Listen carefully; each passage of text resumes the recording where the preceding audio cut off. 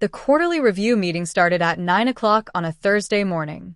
It was the kind of meeting that fills a conference room with the company's entire senior leadership, department heads, project directors, the CEO himself. The once-a-quarter gathering where the numbers were reviewed and the achievements recognized and the direction of the next 90 days was set. I had not been told I would be attending.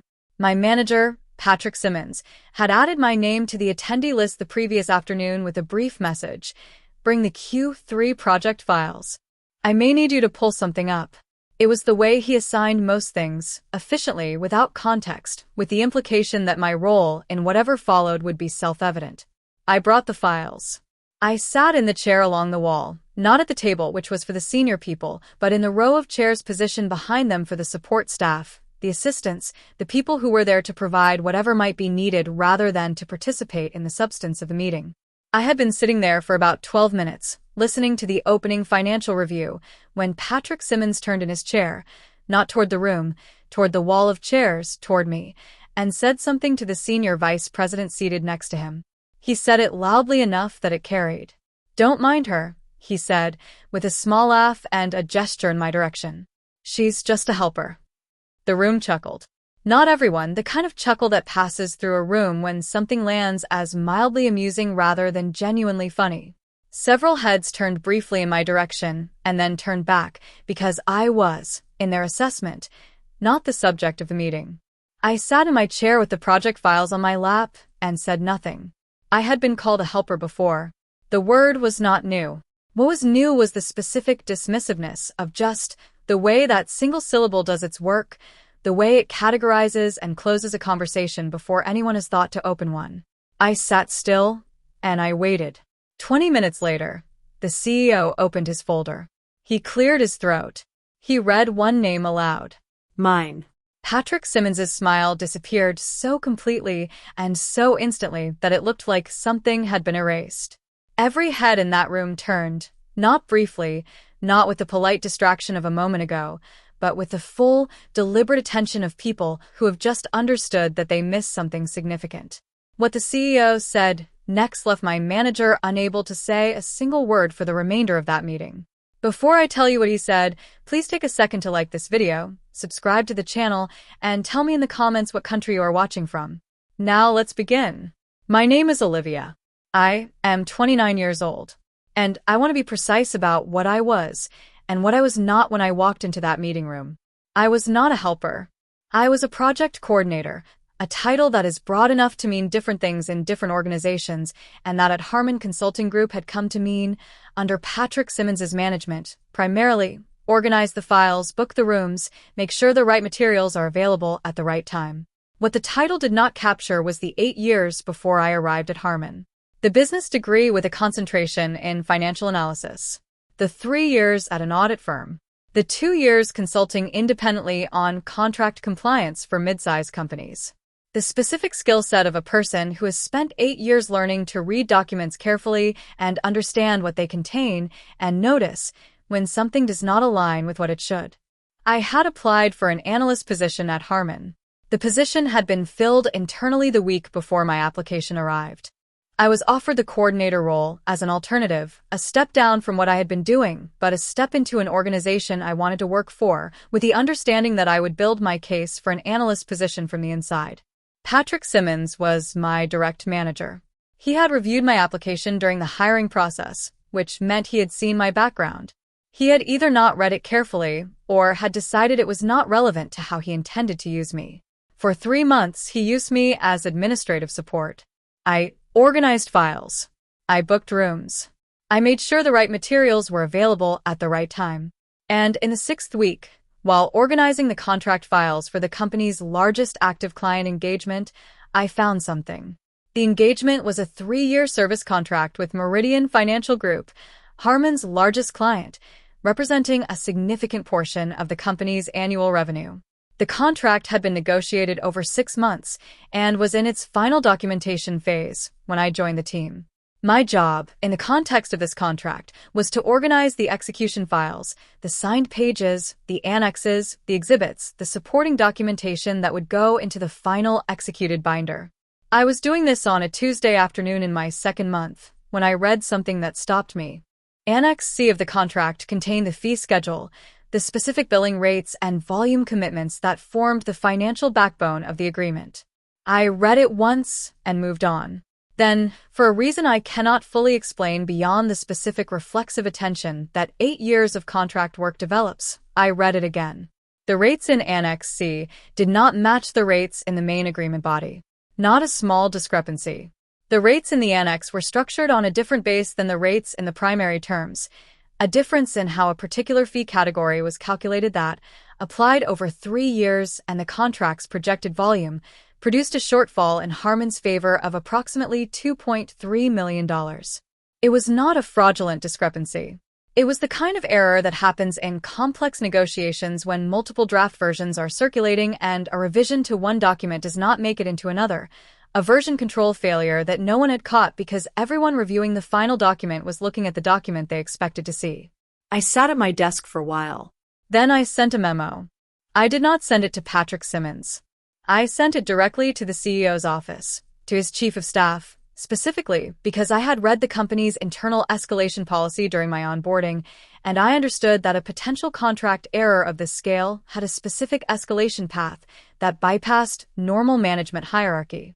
I sent the memo with a clear summary of the discrepancy, the specific clause references, and the calculation of the projected financial impact. I attached the relevant contract pages, with the specific lines highlighted. I sent it on a Tuesday afternoon. By Thursday morning, the CEO's legal and contract team had verified the discrepancy. The contract was put on hold. The fee schedule was corrected in coordination with the client. The corrected version was executed the following week. Meridian Financial Group never knew there had been an issue. The engagement began on schedule. The relationship was intact. I went back to organizing files. I told no one. Not because I was being strategic. I genuinely believed the escalation path had been the right procedure, that the legal team would handle it, and that my job was to flag the issue and return to my work. Patrick Simmons, as far as I was aware, did not know what had happened. His name was not in the escalation chain. He had not been copied on my memo. That was 7 weeks before the quarterly review meeting. The CEO of Harman Consulting Group was a man named Daniel Marsh. He was 54, precise in his communication, known within the company for quarterly reviews that were thorough and specific, the kind of reviews where individual contributions were named and credited because he believed, as a matter of management philosophy, that anonymous achievement was a waste of organizational momentum. He had been in the meeting for 20 minutes, working through the standard opening sequence, financial overview, department updates, client status, when he reached the section his chief of staff had flagged as the meeting's most significant item. He opened his folder. He read the heading, Q3 Notable Contributions, Cost and Risk Management. He cleared his throat. The single most significant financial contribution of this quarter, he said, was the identification of a documentation error in the Meridian Financial Group contract. The error, had it not been identified, would have resulted in a revenue shortfall to this company of approximately $2.3 million over the contract term. He looked down at the folder. The person who identified this error and escalated it through the correct channel was not a member of the legal team. She was not a financial analyst. She was not, at the time, involved in the contract review process in any formal capacity. He looked up. Her name, he said, is Olivia Chen. He said it the way people say things they want to land accurately, clearly, without rush, in a room that had already gone quiet. Every head turned. I was sitting in the chair against the wall, with the project files in my lap. I did not move. Daniel Marsh continued. Ms. Chen is currently in the role of project coordinator, he said. I have been informed that she was described, in this meeting, as a helper. He looked at Patrick Simmons. His expression was entirely composed. I want to be clear about what this company's records indicate she actually is. He looked back at his folder and read, 8 years of financial analysis and contract compliance work. Former auditor. The person who, on a Tuesday afternoon 6 weeks ago, read a contract carefully enough to notice what 6 months of legal negotiation had missed, and who understood the correct escalation path well enough to get the information to the people who needed it without delay. He closed the folder. The room was completely still.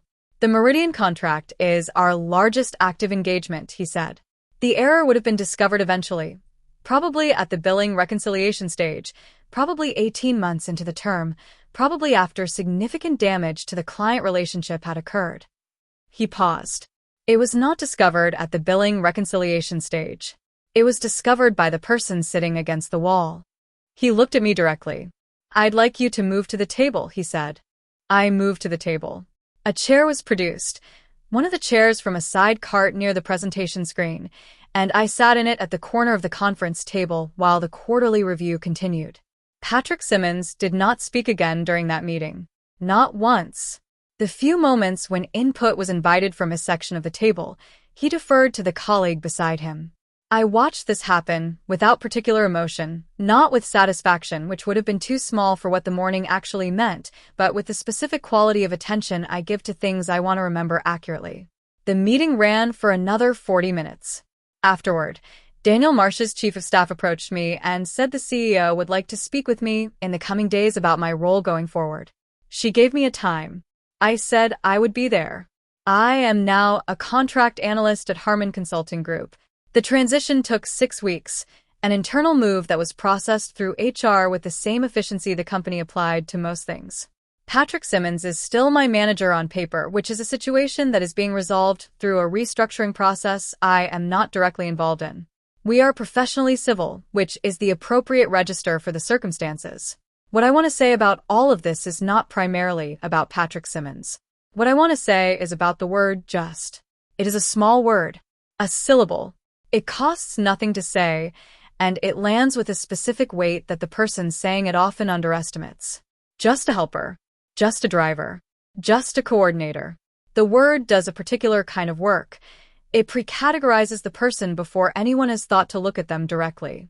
Patrick Simmons said just a helper in a room of senior people who chuckled and looked away, and in doing so, he told everyone in that room to look away from me. He made me invisible with a syllable. What the word could not account for was the folder in front of the CEO, and the name in the folder, and the 8 years inside the name. The work is always inside the name. People who dismiss without looking do not get to decide what the work contains. They only get to decide what they see, which, when they're not looking, is nothing. Daniel Marsh looked. He read my name aloud. I will not forget that morning. Not because of what happened to my career, though that mattered too. Because someone opened a folder and said a name out loud in a room that had just been told to look the other way. And every head turned,